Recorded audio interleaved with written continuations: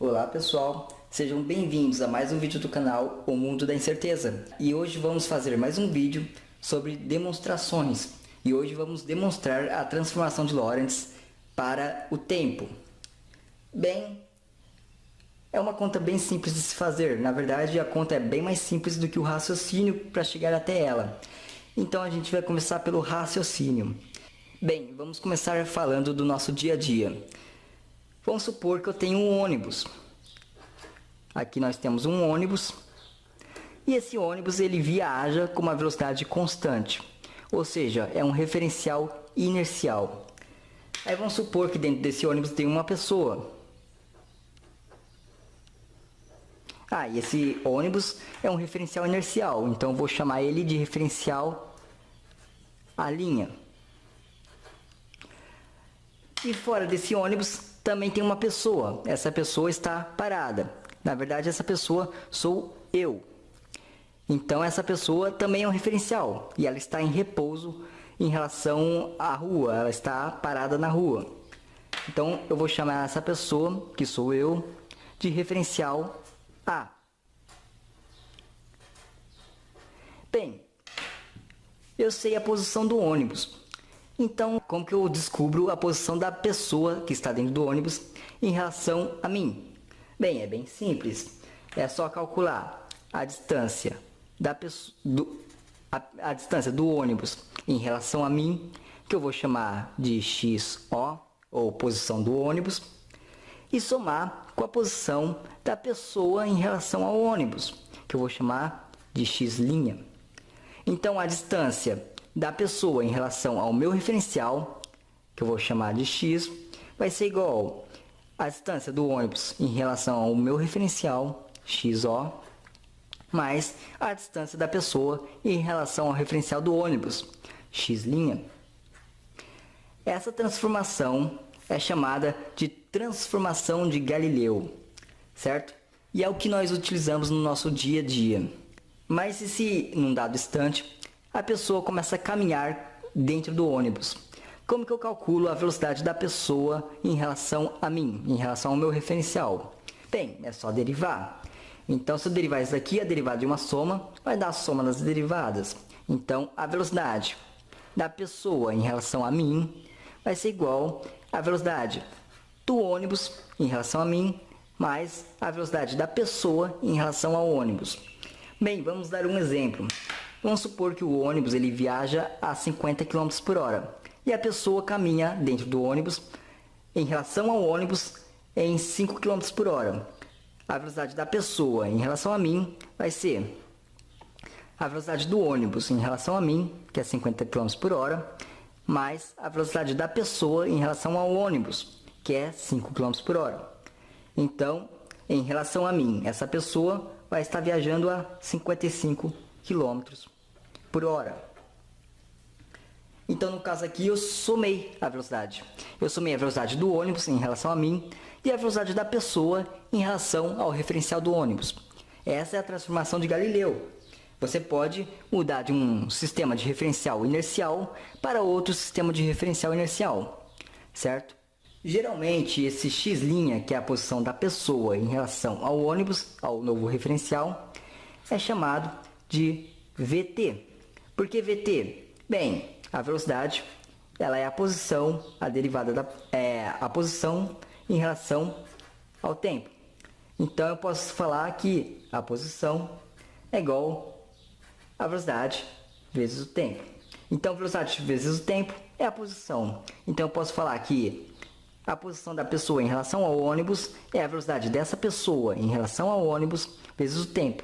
E no caso do nosso mundo, da transformada de Galileu, o tempo é o mesmo. O tempo é o mesmo para a pessoa que está dentro do ônibus e para mim.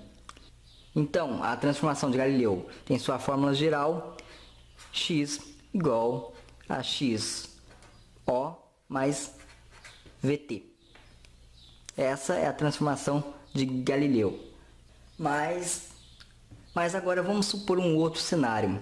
Vamos supor que essa pessoa ela está com uma lanterna e num dado instante ela liga essa lanterna. Bem, os cientistas do século XIX diriam que a velocidade da luz em relação a mim será a velocidade do ônibus mais a velocidade da luz em relação ao ônibus. Bem, segundo a transformação de Galileu, seria exatamente isso. Porém, se mostrou durante o século XIX que para a luz não funciona assim. A luz não depende do referencial. A luz sempre terá uma velocidade constante. Isso foi mostrado tanto teoricamente pelas equações de Maxwell, tanto experimentalmente pela experiência de Michelson-Morley. A experiência de Michelson-Morley calculou a velocidade da luz tanto a favor da rotação da Terra quanto contra a rotação da Terra. Ou seja, de um lado a velocidade deveria ser maior e do outro a velocidade deveria ser menor. Porém, em ambos os casos a velocidade foi a mesma. A velocidade da luz medida foi a mesma. Então a luz, experimentalmente e teoricamente, teria uma velocidade constante, sempre. E o que sabemos hoje é que de fato a luz tem uma velocidade constante. Claro, a velocidade da luz depende do meio. No caso, na água, a luz é bem mais devagar do que no ar, por exemplo. Mas dado um meio fixo, a luz terá uma velocidade constante, sempre. Então, como que vamos agir nesse caso? A transformação de Galileu não funciona para a luz. Então, como que a gente vai tratar esse problema? Bem, no século XX, no início do século XX, dois homens chamados Friedrich Lorentz e Albert Einstein resolveram esse problema.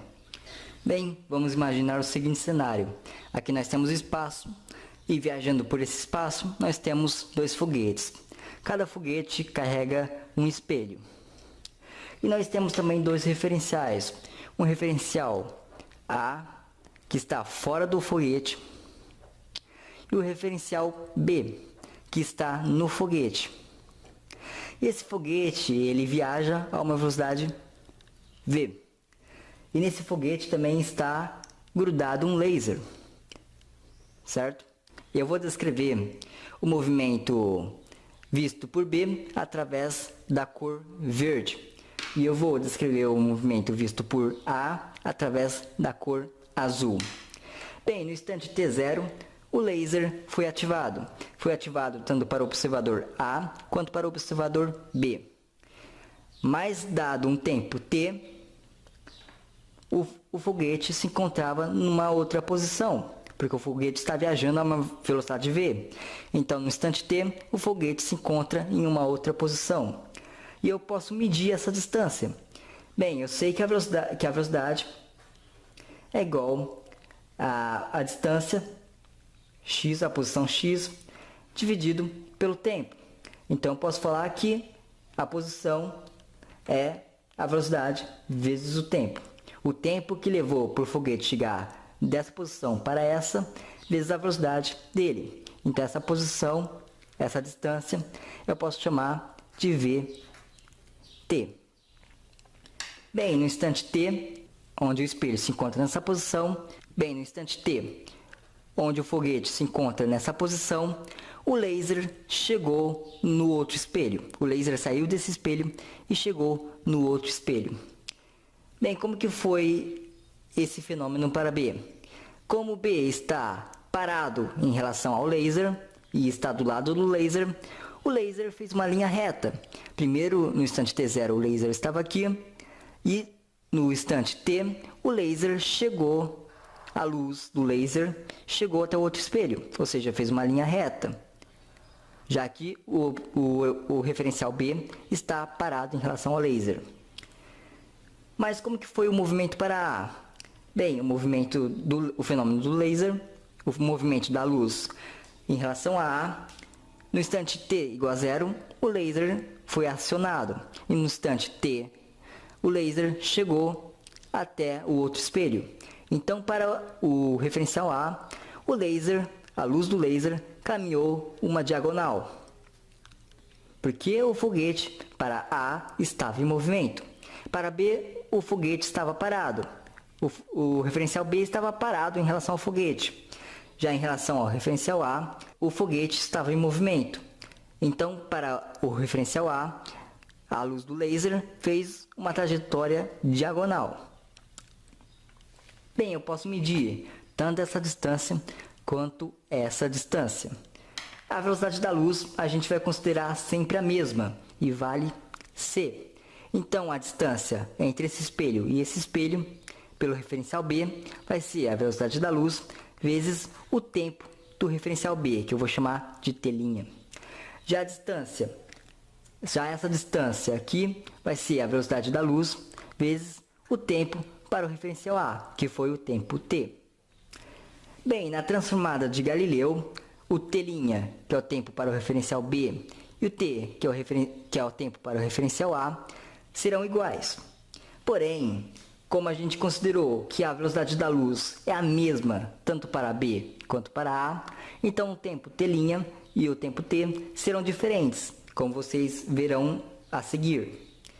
Bem, isso daqui formou um triângulo retângulo, então a gente pode calcular Pitágoras, a gente pode fazer Pitágoras. Então vamos lá, o quadrado da hipotenusa, que vai dar c quadrado t quadrado, é igual ao quadrado dos catetos, que vai ser c ao quadrado t' ao quadrado, mais v ao quadrado t ao quadrado. Bem, eu vou passar tudo que tem t para o outro lado e deixar desse lado só o t'.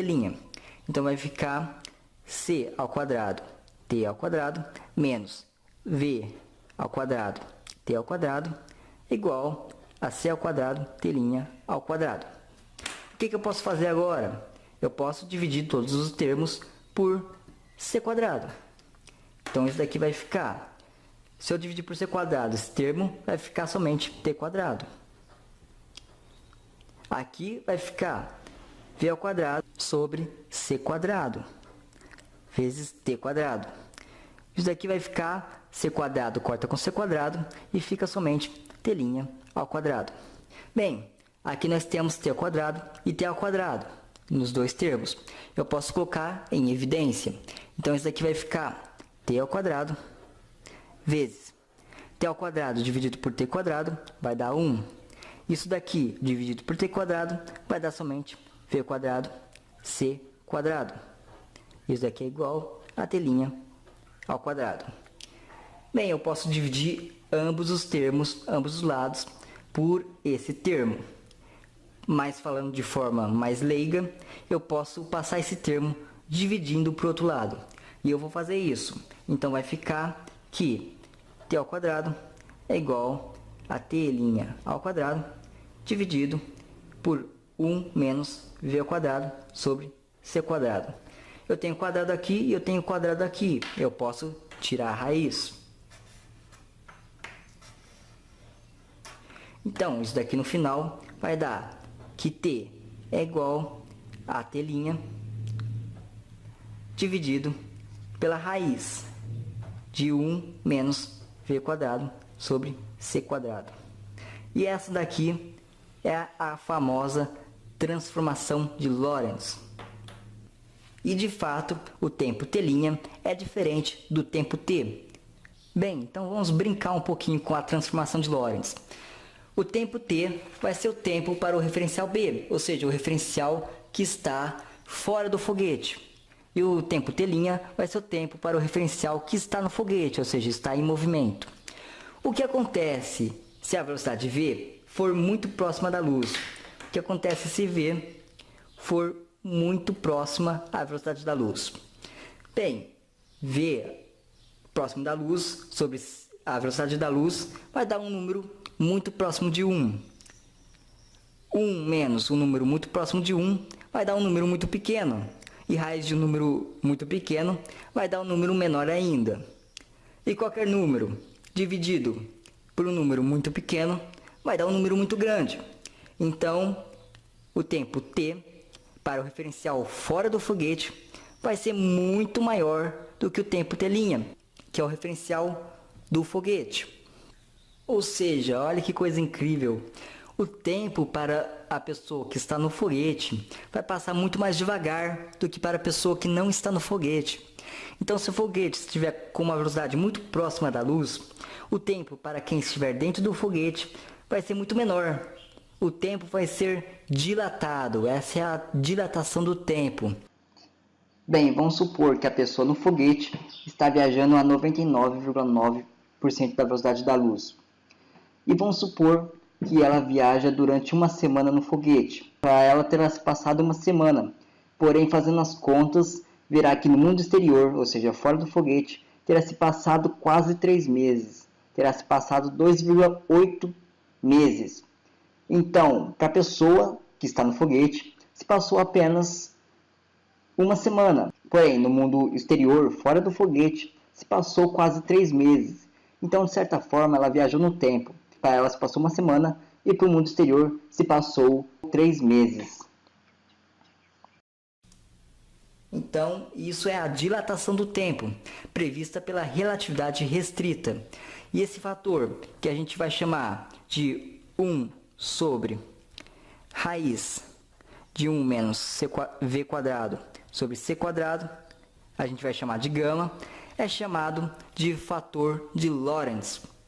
É importante lembrar que a transformação de Galileu ainda vale no nosso dia a dia. A transformação de Galileu vale para todo objeto que se move muito abaixo da velocidade da luz, ou seja, as coisas do nosso dia a dia, os carros, nós, os ônibus. Então a transformação de Galileu ainda vale. Porém, quando tratamos de velocidades de objetos se movendo a velocidades muito próximas à da luz, aí sim de fato temos que utilizar a transformação de Lorentz. Bem, se gostaram do vídeo, deixe um joinha, se inscreva no nosso canal e também compartilhe o vídeo. E não se esqueça de curtir nossas páginas, O Mundo da Incerteza e Economia Exata. Eu vou deixar o link na descrição. Falou e até o próximo vídeo.